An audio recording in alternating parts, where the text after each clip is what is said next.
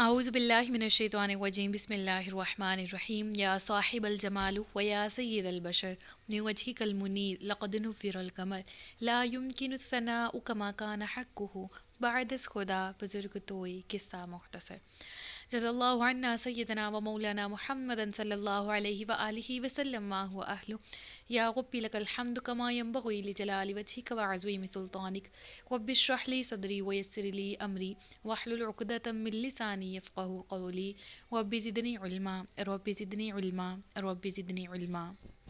السلام علیکم ورحمۃ اللہ وبرکاتہ۔ میں حافظہ افرا جاوید اسلام آپ سب لوگوں سے مخاطب ہوں اپنے یوٹیوب چینل انفینٹ اسلام میں۔ آپ سب لوگوں کو خوش آمدید کہتی ہوں۔ امید کرتی ہوں آپ سب لوگ خیریت سے ہوں گے، زندگی پرسکون پر اطمینان اور ایمان بالخیر گزر رہی ہوگی۔ سورۃ النساء اردو ترجمہ اور تفسیر، اس کی آیت نمبر 171 تک ہم گزشتہ اسباق میں پڑھ چکے ہیں۔ آج کے سبق میں ہم آیت نمبر 172 سے باقاعدہ آغاز کر رہے ہیں، جس میں اللہ رب العزت ارشاد فرماتا ہے، ہرگز آر یعنی نفرت نہیں کرتا، لن یستنکف ہرگز آر نفرت نہیں کرتا، المسیح مسیح ان یکون کہ ہو عبدن بندہ، للہ اللہ کا، وللملائکۃ المقربون اور نہ فرشتے خاص قرب دیے ہوئے، ومن یستنکف اور جو آر یعنی نفرت کرے، عن عبادتی ہی اللہ کی عبادت سے، و اور یستکبر تکبر کرے، فَسَيَحْشُرُهُمْ تو عن قریب جمع کرے گا انہیں، الیہ طرف اس کی، جمیعا تمام کو، یعنی اللہ تمام کو اپنی طرف جمع فرمائے گا۔ تو اب اس آیت میں کیا ذکر ہے؟ نجران کے عیسائی تھے جو کہ نبی کریم صلی اللہ تعالیٰ علیہ وآلہ وسلم کی خدمت میں حاضر ہوئے، اور انہوں نے کیا کہا کہ اے رسول، آپ ہمارے نبی کو اللہ کا بندہ کہتے ہیں، عبد کہتے ہیں، جبکہ نعوذ باللہ وہ تو اللہ کی اولاد ٹھہراتے تھے حضرت عیسیٰ کو۔ تو وہ کہتے ہیں کہ آپ ان پر عیب لگاتے ہیں، ان کو محض اللہ کا بندہ کہہ کے یا رسول کہہ کے، وہ تو اللہ کی نعوذ باللہ اولاد ہیں اس طرح سے۔ تو اس آیت کریمہ، یہ آیت کریمہ تب نازل ہوئی جس میں ان کی تردید کی گئی، ان کے عقیدے کی تردید کی گئی، اور کیا فرمایا گیا کہ مسیح اللہ کا بندہ بننے سے کچھ آر نہیں کرتا۔ یعنی حضرت عیسیٰ علیہ السلام نے بھی کب ان سے کہا کہ وہ نعوذ باللہ اللہ کی اولاد ہے، کہ عیسیٰ علیہ السلام نے انہیں کہا ہو کہ میری نبوت کو، میری عقیدت میں اس قدر آگے چلے جاؤ، میری نبوت میں اس قدر آگے چلے جاؤ کہ تم مجھے اللہ کا نعوذ باللہ شریک ٹھہراؤ۔ ایسا تو عیسیٰ علیہ السلام نے بھی ان سے نہیں کہا۔ تو اللہ نے کیا فرمایا کہ عیسیٰ علیہ السلام، مسیح مطلب اس سے کیا مراد ہے؟ حضرت عیسیٰ علیہ السلام۔ کیا کہا گیا کہ نہ تو مسیح اللہ کا بندہ بننے سے کچھ آر کرتا ہے، اور نہ مقرب فرشتے جو اللہ کی بندگی سے نفرت اور تکبر کرے تو ان قریب وہ ان سب کو اپنے پاس جمع کرے گا۔ مراد فرشتوں کی اب کیا ہے؟ جس طرح مشرکین فرشتوں کو نعوذ باللہ اللہ کی بیٹیاں بناتے تھے، تصور کرتے تھے اور یہی عقیدہ رکھتے تھے، تو ان کے بارے میں بھی کہا گیا کہ نہ فرشتے اللہ کی اولاد ہیں، اور نہ حضرت عیسیٰ علیہ السلام۔ اللہ تمام تر جتنے بھی شرک یہ ٹھہراتے ہیں ان سب سے پاک ہے، بلند و بالا ہے۔ رب فرماتا ہے کہ اگر یہ شرک اور نافرمانی کریں یا تکبر کرتے ہیں تو آنا تو میری طرف ہے، جمع تو میری طرف ہونا ہے، اعمال بھی میری طرف تم لوگوں کے لوٹائے جاتے ہیں، اور ایک دن پلٹ کے بھی تم نے میری طرف آنا ہے، پھر تمہارے درمیان فیصلہ کر دیا جائے گا کہ کون حق پر تھا، کون باطل تھا، کس نے اللہ کی باتوں کا احترام کیا، کس نے اللہ کے احکامات پر عمل کیا، اور کس نے اللہ کے احکامات کو جھٹلایا۔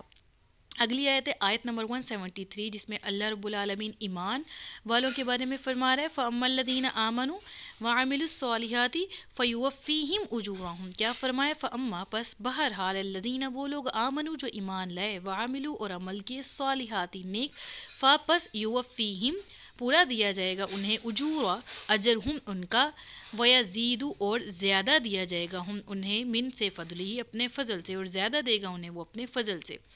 اللہ نے ایمان والوں کو ان پر نازل ہونے والی اپنی رحمت، اپنی نعمت کے بارے میں ذکر فرمایا کہ جو ایمان والے ہیں ان کو ان کے اعمال کا پورا اجر دیا جائے گا۔ تو اس آیت سے ہمیں کیا سیکھنے کو ملتا ہے کہ کبھی بھی کسی نیکی کو یہ نہ سمجھیں کہ اس کام کا ہمیں کیا ثواب ملے گا، نہیں کرتے۔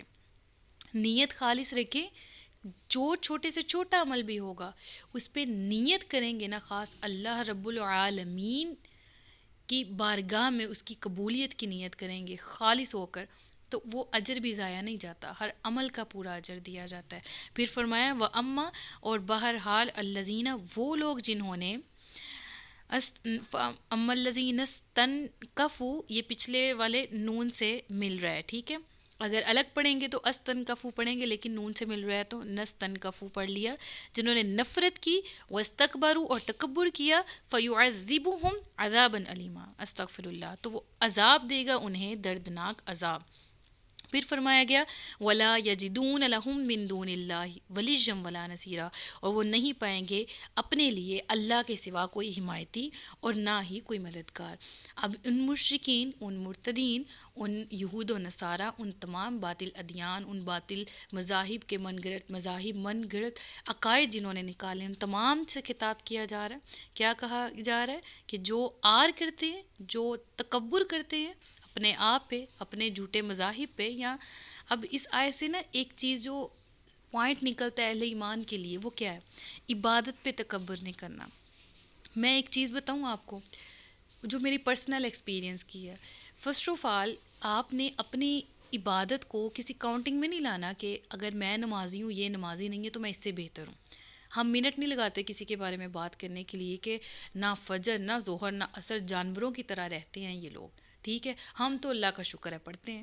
تو پھر ہم میں اور ان میں فرق کیا رہ گیا جب ہم اپنی عبادت میں تکبر کریں گے؟ ہاں ذکر کرنا ہے تو تکبر کا کر کے تھوڑی کرنا ہے، اللہ کا ہمیشہ شکر کریں نعمت پر۔ اللہ تعالیٰ تو نے نماز کی توفیق دی، جیسے مجھے دی ہے، اس کو میری یہ جو جس طرح کی بھی عبادت ہے اس کو قبول کر، اس کو نہیں ملی ہوئی توفیق اس کو بھی توفیق عطا کر، اس کو بھی ہدایت دے کے نماز پڑھے، پہلی چیز۔ دوسری چیز، اگر کوئی نمازیں پڑھتا ہے، اگر کوئی عبادت کرتا ہے، اس کو اس کی عبادت کا تانا نہ دے۔ ہاں، کوئی شخص ہے، اب وہ ایک نماز کے بعد دوسری نماز کے لیے کھڑا ہو رہا ہے اللہ کی بارگاہ میں، یہ توفیق ہر ایک کو تو نہیں نہ ملتی، تو کچھ تو اس میں خاص ہے نا جو اللہ اس کو سجدے کی توفیق دے رہا ہے۔ اگر وہ کسی ریلیشن میں پورا نہیں اتر رہا، کسی طرح کسی جگہ وہ جانے انجانے میں زیادتی کر رہا ہے، تو ہمیں کیا کہنے کی ضرورت ہے کہ اس کی نمازیں اس کو کیا کہتی ہیں، اس کے تو سجدے قبول نہیں ہیں وغیرہ وغیرہ۔ نہ کسی کی عبادت کو ٹونٹ کریں، نہ کسی کی نیکی پر اس کو پشیمان کریں کہ تم ویسے تو یہ نیکی کرتے ہو اور ویسے تم یہ گناہ کرتے ہو وغیرہ، تو وہ اس کے اللہ کا معاملہ ہے۔ اگر تبلیغ کرنی ہے، اگر تلقین کرنی کسی بات کی، اگر کسی چیز کی طرف اصلاح کی طرف بلانا، اس کے بہت سے طریقے ہیں۔ وہ سب سے بہتر نبی کریم صلی اللہ علیہ وسلم کی سنت کو پڑھا جائے، وہ کیسے کیسے کتنے برے برے لوگ جو کہ بڑے سے بڑے دشمن تھے اسلام کے، کیسے وہ نبی کریم صلی اللہ علیہ وسلم کی بارگاہ میں آئے اور اپنا سر جھکایا، ان تمام کا ہمیں بہت سی مثالیں ملتی ہیں۔ حضرت عمر فاروق رضی اللہ تعالیٰ عنہ، جو کہ ابتدائی اسلام میں اسلام کے دشمن تھے، لیکن اسلام قبول کرنے کے بعد آج تک کبھی کہیں عادل حکمران کا ذکر آئے تو سب سے پہلے نام ذہن میں عمر فاروق کا آتا ہے۔ تو کب کوئی کون کس کو کس وقت ہدایت مل جائے تو وہ ہم سے کئی درجے آگے چلا جائے، اور جنت کے فیصلے کرنے والے تو ہم ویسے ہی نہیں ہیں، ہمیں اپنا کنفرم نہیں ہے۔ اچھا، میں نے عبادت کی، میں نے نماز پڑھی، میں نے تکبر کر لیا اس پہ کہ میں عبادتی ہوں، میں نمازی ہوں وغیرہ، تو اس چیز کی گارنٹی ہے کہ وہ قبول ہو رہی ہیں، اس چیز کی گارنٹی ہے کہ میں جنتی ہوں اور جس نے نماز نہیں پڑھی وہ جہنمی ہے۔ ہاں، جس نے نہیں پڑھی تو میں یہ نہیں کہہ رہی کہ اس کو غلط نہ کہا جائے، اس کو اصلاح کے طور پر اس کی اصلاح کرنے کی غرض سے اس کو بلایا جائے اور اس کے منہ پر اس کو اصلاح کیجیے، نہ کہ چار بندوں میں اس کو ذلیل کرنے کے لیے اس کا نام لے کے کہ وہ نمازی نہیں ہے۔ اس میں اس کا کیا فائدہ اور آپ کا کیا فائدہ؟ آپ کی طرف سے تو غیبت ہو گئی نا، اور اگر وہ نمازیں پڑھ رہا ہے اور آپ نے اس کے بارے میں جھوٹی بات کہی تو چغلی بھی ہو گئی۔ لہٰذا عبادت میں نا تکبر۔ اب یہ پوائنٹ اس آیت سے نکلا تھا کہ وہ لوگ جو اسلام والے نہیں تھے وہ ایسا کرتے تھے، تو ہم ایمان والے ہیں تو ایمان والوں کی شان بھی ہو رہا ہے۔ ایمان والا اپنی عبادت پہ تکبر کرتا ہے، نہ کسی کی عبادت پہ اس کو تانا دیتا ہے۔ اللہ تعالیٰ سب کی عبادت کو قبول فرمائے۔ چلیں جی آگے چلتے ہیں آیت نمبر 174 پر۔ یا ایھا الناس قد جاءکم برہان من ربکم، یا ایھا الناس، اے لوگو، اب ایمان والوں سے نہیں تمام لوگوں سے خطاب، قد جاءکم، تحقیق آ چکی تمہارے پاس، برہان، واضح دلیل۔ دیکھیں برہان کہتے ہیں ایسی دلیل کو جس میں شک کی گنجائش نہ ہو، سوال ہی پیدا نہ ہوتا ہو شک کا، جس میں کامل پختہ یقین ہو۔ تو کیا کہا گیا؟ برہان آئی تمہارے پاس، مر ربکم، کہاں سے آئی؟ بھیجنے والا، دلیل دینے والا کون ہے؟ تمہارا رب۔ وانزلنا، اور نازل کیا ہم نے، الیکم، تمہاری طرف، نورم مبینہ، روشن نور۔ اب قرآن کو دلیل، واضح دلیل کیا کہا گیا؟ یعنی فرق بتا دیا گیا قرآن میں حق کا اور باطل کا۔ اور دوسری بات یہ، نور کیوں کہا گیا؟ جو کہ جہالت کے، گمراہی کے اندھیروں سے انسان کو نور کی طرف، ہدایت کے نور کی طرف لے جانے والی چیز ہے، وہ کتاب قرآن مجید ہے۔ یہاں پر واضح دلیل، اور نور سے مراد قرآن مجید ہے۔ بے شک قرآن دلوں کو بدل دینے والا ہے۔ قرآن کا زندہ معجزہ ہے کہ کوئی اس کو نہیں بدل سکتا، نہ آج تک کسی نے بدلا، نہ قیامت تک کوئی بدل پائے گا، لیکن یہ انسانوں کو بدل دینے والا ہے، یہ انقلاب لے آنے والا ہے۔ اللہ تعالیٰ ہمارے دلوں کو بھی بدلے، ہمارے غفلت میں ڈوبے ہوئے دلوں کو بدلے، ایمان کی روشنی سے منور کرے، آمین ثم آمین۔ اگلی آیت ہے، فَأَمَّا الَّذِينَ آمَنُوا بِاللَّهِ وَاعْتَصَمُوا، پس وہ لوگ جو ایمان لائے اللہ پر اور انہوں نے مضبوطی سے تھام لیا اس کی رسی کو، فَسَيُدْخِلُهُمْ فِي رَحْمَةٍ مِّنْهُ، تو ان قریب اللہ داخل کر دے گا انہیں اپنی رحمت میں، اور وفضل، اور فضل میں، وَيَهْدِيهِمْ إِلَيْهِ صِرَاطًا مُسْتَقِيمًا، اور رہنمائی کرے گا ان کی اپنی طرف سیدھے راستے، ان کی اپنی طرف سیدھے راستے کی۔ یعنی جو اللہ کی رسی، اس سے مراد قرآن کریم ہے، سنت ہے، اس سے مراد صحابہ کرام نے جس طرح نبی کریم صلی اللہ علیہ وآلہ وسلم کی پیروی کی، ان کا طرز عمل ہے۔ اس سے مراد دین اسلام کے احکامات ہیں، اللہ کی رضا ہے، احادیث ہیں، ٹھیک ہے۔